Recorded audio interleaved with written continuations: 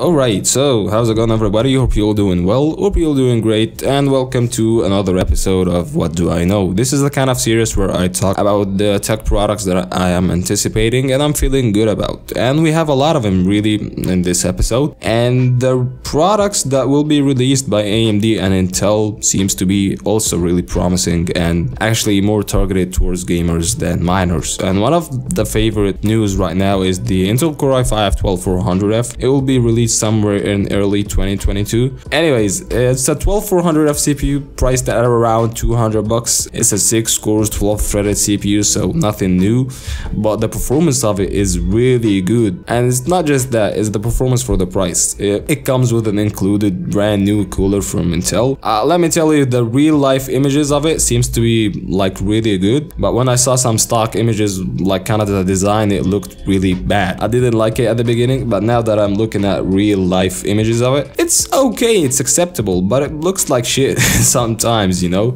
that makes any sense. It's called the new Intel boxed cooler, and let me tell you, this is not compatible with any of the previous gen Intel CPUs because this is a brand new socket with a brand new design, which means it's got its own coolers or mounts that will be later on released. And at CES 2022, Intel will also reveal the H670, B660, H610 motherboards, which are supposed to be the cheaper motherboards for LGA 1700, and it will also support DDR5 and DDR4, but most of these budget boards will support DDR4, which kind of gets me wondering about, is it gonna be a future-proof thing or just another H410? And if you don't know what that means, H410M boards are not compatible with the 11th gen CPUs, so that makes me wondering if the H610 is gonna be following the same layout and these will not support the next gen, you know, 13th gen Intel CPUs.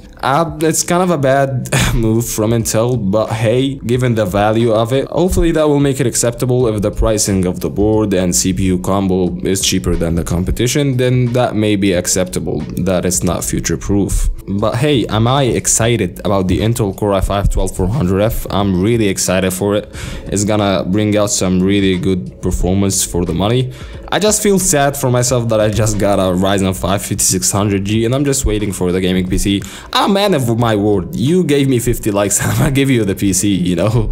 I'm gonna take a brief thought about the next gen AMD Radeon RX 6500 XT and the Radeon RX 6400. Now, I haven't like took a really good look at it because I don't know if these GPUs will ever be accessible to the budget gamers or not. So this is one of the things, but hey, it's got only 4 gigabytes of GDDR6 RAM, a VRAM of course, and as much as that, hey, isn't that good for high-end gaming, it's so bad for a lot of miners. Like right now I'm looking at eBay and I find GTX 1650 Supers for around 300 ducks, yeah.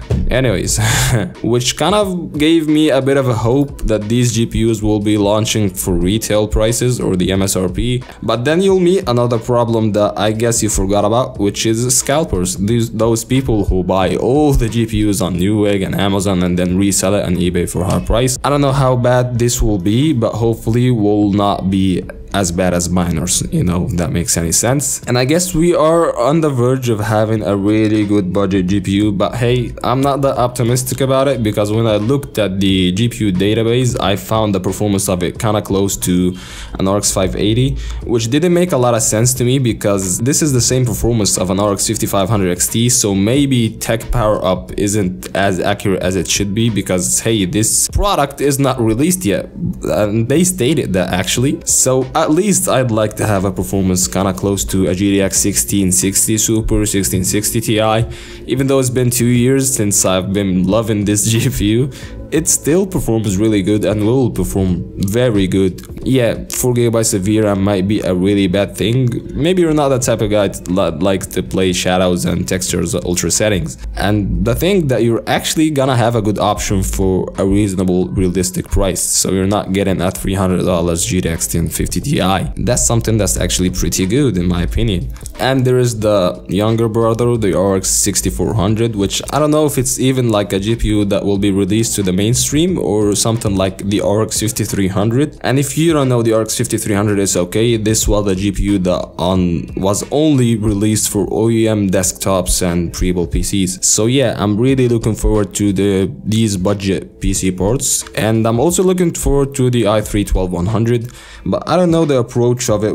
How will it be? You know, is it gonna be that budget under $100 CPU that you can have really good value for money out of it, or is it that $100 CPU that's gonna give you some really good performance? Brand new architecture, IPC from Intel, and it kind of outperforms all the 6-core CPUs that are out there. This is something that I'm also interested in, but hey, I can't tell you for granted. That's why I haven't took a close-up look at it. And yeah, that's been it, guys. Kind of a chat, as I told you. It's not anything professional, but hey, that's what do I know is about.